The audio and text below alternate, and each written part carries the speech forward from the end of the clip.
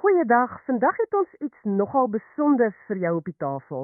'n Baie persoonlike versameling gedigte. Dit heet Misreentjie, geskryf deur KPG Nel, terug in 2022. Ons het net die een bron vandag, die bundel self, jy weet, van die voorwoord tot die laaste gedig. En ons plan is om saam met jou hierdeur te werk, om die kern te probeer voel, die idees, die emosies, die temas wat Nel hier probeer vasvang het. En daai titel Misreentjie, dis sommer dadelik nogal veelzeggend, né? Dit kom reguit uit sy voorwoord uit. Die digter vertel hoe hy die bundel begin saamstel het op 'n oggend met wat hy noem 'n geseënde misreentjie. Hy beskryf dit as 'n salwing van koel lafenis na 'n droë tyd, en dit word dan vir hom wel 'n soort metafoor vir daardie hele jaar 2022, ten spyte van al die dinge wat skeef geloop het. Hy noem pryse wat opgaan, petrol wat duur is, Eskom, jy weet die gewone, was dit vir hom steeds 'n jaar vol sinvolle dinge en lieflike mense. Daai milde, sagte reën word amper 'n simbool van dankbaarheid, selfs 'n soort jubeling ten spyte van alles. So dis die agtergrond, die emosionele landskap waaruit hierdie gedigte groei. Ja, 'n jaar van kontraste. Ja, klink dit vir my. Kom ons kyk hoe daai gevoelens dan in die gedigte sal lyk. Een van die eerste goed wat my opgeval het, is daai sterk gevoel van wel nostalgie, terugkyk. Die heel eerste gedig, Transvaal, dompel jy sommer dadelik daarin. Hy soek na verborge skatte uit die verlede. En die manier hoe hy dit doen, met soeke tasbare beelde, né? Jy kan amper die braaivors rook ruik, of daai mondjie sonsondergang sien, selfs die vuisvol donderstorm voel. Absoluut. Dis ongelooflik effektief, daai sintuiglike detail. Maar dis nie net 'n plek onthou nie. Dis die gevoel van die plek wat hy lewendig maak. Jy weet, die opregtheid van 'n ou hond se liefde, of familievreugde, en selfs daai stilte van 'n traan by 'n Magaliesbergklip. Dis die konkrete beelde wat daai verlange, daai amper weemoed van die vinnige besoek en weer groet, so fisies maak. Dit laat 'n mens nogal dink, né? Watter plekke, watter beelde hou vir jou daardie soort verborgene skatte van onthou? En daai persoonlike band met die verlede, dit word amper nog sterker in Fanny, dis gedig 7. Hier is dit nie net 'n plek nie, dis spesifieke mense. Hy noem oom Vaan en oom Robert en oom Gert van Dik Doring se dae. Die gedig roep die reuk van eerste reën op, en hy wonder of daai spore van vroeër nog daar lê. Dis 'n baie direkte, amper rou soort van groet aan 'n kameraad wat, soos hy sê, voetpad langs huis toe moes gaan. Ja, die gebruik van regte name, regte plekke, dit doen dit. Dit anker die gedig in 'n baie spesifieke tyd en plek. Maar die gevoel van verlies en net hoe tyd verbygaan, onstuitbaar, dis universeel. Daardie melancholie oor wat was, jy weet wat nie meer is nie. Dis 'n draad wat jy reg deur baie van hierdie gedigte voel loop. Dis waar, ja. En te midde van al hierdie menslike dinge, die herinneringe, speel die natuur so 'n reuse rol. Dit voel amper soos 'n konstante karakter in die bundel. Dink nou aan Beerdkrag, gedig 3. Die titel alleen sit jou dadelik in 'n baie bekende Suid-Afrikaanse frustrasie. Dit begin mos met terwyl Eskom geslaap het. Maar dan gebeur iets heeltemal anders. Presies. In plaas van kla, skilder hy hierdie prentjie van daai asemrowende mooiheid wat juis tydens daai kragonderbreking gebeur. Die stap in die see, die kinders wat sandkastele bou op wat hy noem God se speelsand, die enkelmeel, daai sonsondergang wat die nat sand so hemelpink maak. Dis 'n fascinerende oomblik, né? 'n negatiewe mensgemaakte probleem word die agtergrond vir pure natuurlike pragt, amper 'n spirituele oomblik. Ja, dit laat mens dink, né? Hoe skoonheid soms op sulke onverwagse plekke of tye opduik, selfs te midde van, irritasie. Maar daar's ook 'n skadukant aan die natuur se teenwoordigheid, reg? Soos in Augustuswind, gedig 13. Ja, dit wys daai ander kant. Aan een kant, ja, tekens van lewe, van vernuwing, buitehuisblom, vyeboom bot. Maar dan kry jy daai beeld van 'n seilboot wat wegraak oor die horison, en net die leë breekskulpies bly agter. En dit lei tot dieper vrae, jy weet, eksistensieel amper, oor die diep geheime van die see en ons eie lewensreise. Die gedig vra dit reguit. Wie weet hoe ver die oseaanse paaie strek, of wanneer ons self dalk moet vertrek. So die natuur is hier beide lewe en dood, bron van nuwe dinge en simbool van ons eie verganklikheid, die groot onbekende. Daardie tema van die lewensreis, ja, met al sy draaie, sy pyn en die uiteindelike einde, dit kom baie sterk deur. Een van die gedigte wat my persoonlik nogal diep geraak het, is My Darling, gedig 16. Dit is so ongelooflik persoonlik en ja, ontwapenend. Dit is werklik aangrypend. Dis basies 'n reeks vrae aan 'n geliefde. Dit spreek daai rou vrees aan vir oud word, vir agteruitgaan. Sal jy my nog lief hê as ek oud word, my geheue verloor, waggel loop, weer hoppeloos en kind wees, sonder woorde raak, en die herhaling van daai sal jy, dit bou op, né? Dit word amper 'n smeekroep vir liefde, vir aanvaarding, selfs wanneer jy voel jy is nie meer ek nie. Dit tap in sulke diep universele vrese, nê?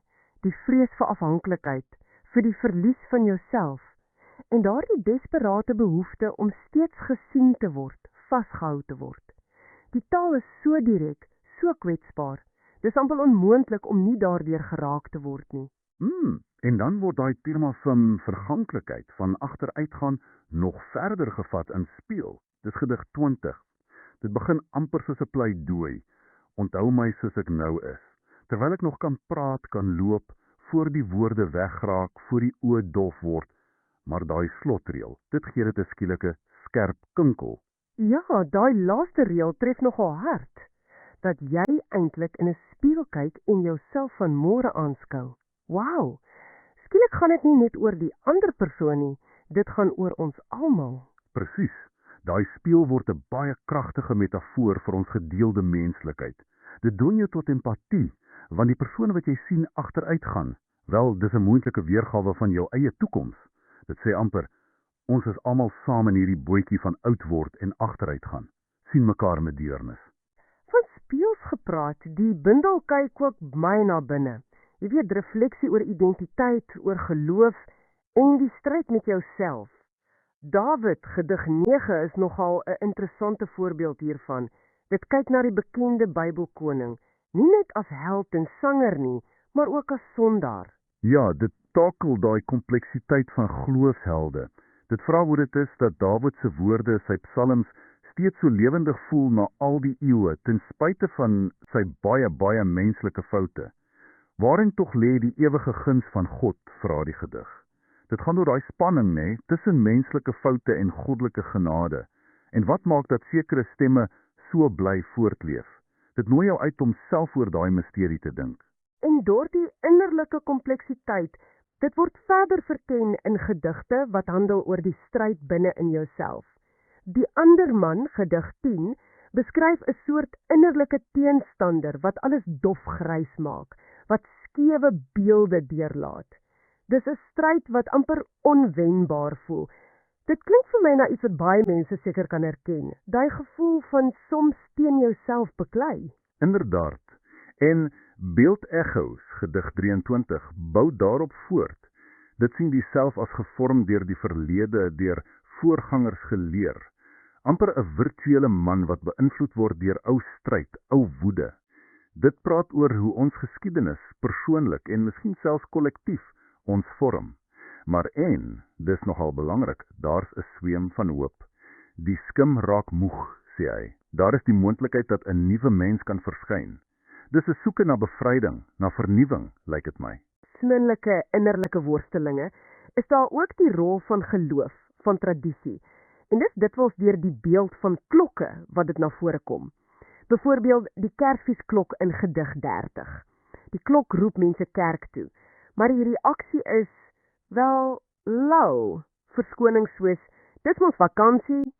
Dis 'n skerp kontras, né? Die klok is die oproep tot geloof, tot gemeenskap, tot onthou. Maar die gedig wys die realiteit van menslike apatie of ander prioriteite. En dit eindig met 'n nogal ernstige waarskuwing oor hoe ons eenvoudige keuses ons kan verdoem tot vernietiging of verkies tot verheerliking. Dit beklemtoon die gewig van keuse in reaksie op daardie oproep. Dit lyk of die bundel nie bang is om ongemaklike vrae te vra of skerp waarnemings te maak nie. Ook oor die breër samelewing. Daar's 'n paar gedigte wat nogal direk kommentaar lewer, nê. Ja, en dit word dikwels met satire gedoen, met ironie. Dink aan Janneman, gedig 8, wat sarkasties verwys na 'n slimme minister wat Jan van Riebeeck se alles blameer. Of student gedig 11, wat so 'n karikatuur teken van 'n protesterende student wat dreig om goed af te brand oor 'n demokratiese leerplan. Dis belangrik, ons rapporteer maar net wat in die gedigte staan, nê. Dis die skrywer se satiriese lens op sekere houdings of gesprekke wat hy waarneem. En dan staar Eva speel, gedig 24. Dis op 'n meer speelse manier, maar steeds skerp, wat na geslagsrolle kyk. Dit wonder hoe Eva vir Adam in die spieël sou sien, en dan lys dit 'n klomp stereotypes, sterk maar effens stommerig, nuttig maar met 'n min insig. Jy weet, daai soort ding. Die einde is besonder interessant. Ja, daai oorskry onderdanige, ja my heer, goed so my heer. Dit hang so 'n bietjie in die lug, né? Is dit opreg? Is dit ironies? Dit gebruik humor en herkenbare, alles het stereotypiese beelde, om te kyk na persepsies, na magsverhoudings tussen geslagte. Die dubbelsinnigheid van daai slot dwing jou om te wonder, wat regtig onder die oppervlak aangaan. Hierdie bundel is duidelik nie net een ding nie. Wow, dit beweeg van diep persoonlike gevoelens na sosiale kommentaar, van natuurbeelde na innerlike stryd. En dan is daar die laaste gedig, Narcissus, gedig 32. Dit gebruik 'n heeltemal ander beeld, amper kosmiese skaal. Dis 'n ongelooflik kragtige manier om af te sluit. Dit gebruik die beeld van 'n swart kolk, daai onsigbare middelpunt van oneindige niksheid, as 'n metafoor vir narcisme. Die gedig beskryf hoe ander sterre, mense, neem ek aan, ingesuig word. Hoe hulle wanhoopskrete, hulle lyding, hulle individualiteit, onhoorbaar verbyflits en net verdwyn. Dit skep 'n gevoel van totale vernietiging, uitwissing rondom die narcis. En die vraag aan die einde oor finale vernietiging en 'n môre waar tyd nie bestaan nie, dit los jou met 'n koue gevoel. Dit is 'n ontstellende, maar onvergeetlike metafoor vir daai uiterste selfgesentreerdheid. Sjoe, ja. Dit dek nogal 'n wye spektrum. As ons nou moet saamvat, wat is die kerndinge wat jy uit hierdie hele verkenning van Misreentjie neem? Dit voel vir my soos 'n reis deur die kompleksiteit van 1 jaar, ja, maar ook deur die lewe self. Ek stem saam. Die titel Misreentjie bly vir my sentraal, daai sagte, deurdringende kwaliteit, die mengsel van seën en, wel, melancholie. Ons sien duidelik die groot temas wat deurloop, die krag van nostalgie, van plek, die natuur as 'n spieël vir skoonheid, maar ook vir verganklikheid, die universele menslike reis met al sy liefde, verlies, pyn en hoop. Dan daai innerlike soeke na identiteit, na geloof, te midde van twyfel, en dan daardie skerp, soms humoristiese, soms donker, sosiale waarnemings. In die manier hoe dit gedoen word is ook opvallend, die gebruik van daardie sterk herhalende beelde, die spieël, die klok, die natuur, selfs die swart kolk wat soveel betekenislae opbou deur die bundel. Ja, presies. Daai konkrete beelde maak die abstrakte gevoelens amper tasbaar. En daar's daai konstante spanning tussen dankbaarheid en hartseer, tussen geloof en onsekerheid, tussen die behoefte aan samesyn en die realiteit van alleen wees of vertrek. Die taal is meestal direk, nê. Dit nooi jou in, dit vra jou amper om jou eie lewe in hierdie verse te sien. Dit voel intiem, selfs wanneer dit oor groot, universele temas gaan. Al, ons het vandag saam met jou deur KPJ Nyl se Misreentjie gereis, van die herinneringe aan Transvaal tot by die ysingwekkende beeld van die narcistiese swartkolk. 'n Bundel wat die diep persoonlike en die groter lewensvrae op 'n baie boeiende manier verweef. En net om jou met 'n laaste gedagtetjie te los, iets wat ons nie in detail bespreek het nie, kom uit weerkaatsing, dis gedig 26. Die gedig vra, wat gebeur as jy geen ego, geen spieelbeeld van jouself in die wêreld om jou terugkry nie? Dit vra, is ek of is ek net 'n blinde kind? En dit laat my nogal wonder, hoeveel van jou eie sin van self, van wie jy dink jy is, en hoe jy die wêreld interpreteer, word eintlik gevorm deur daardie weerkaatsings, deur die terugvoer wat jy kry van ander mense, van plekke, van ervarings, selfs van kuns, soos hierdie gedigte. Hoe afhanklik is ons ek van daardie spieëls om ons? Iets om oor te dink, né?